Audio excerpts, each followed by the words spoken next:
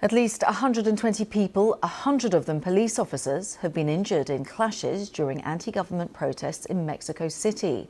Thousands of demonstrators marched in the Mexican capital to protest against violent crime and the government of Claudia Sheinbaum.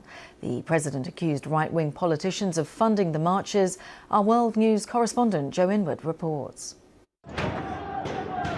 They came to call for an end to corruption and violent crime, and took their anger out on the presidential palace.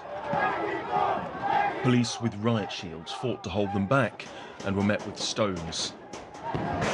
They fired tear gas in response, trying to disperse the crowds. The authorities say that the majority of those injured were police.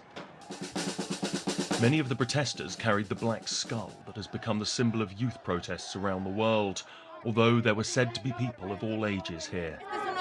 This is one of the most corrupt governments we've ever had, a sold-out narco government that, instead of defending the people, chooses to protect the corrupt and the cartels. We're going to fight until the end. We can't allow Mexico to become like Venezuela or Cuba, a dictatorship. Mexicans are fed up.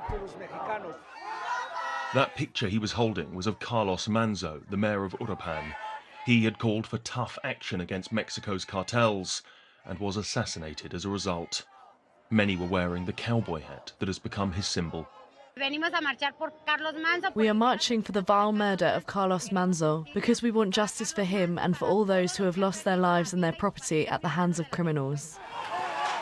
It was not just Mexico City that saw protests. This was Guadalajara, where the state palace was not so well protected.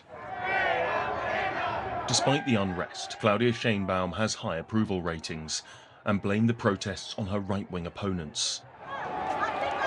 No one would deny that Mexico has deep-rooted problems with violent cartels, but there seems no easy or peaceful solution. Joe Inwood, BBC News.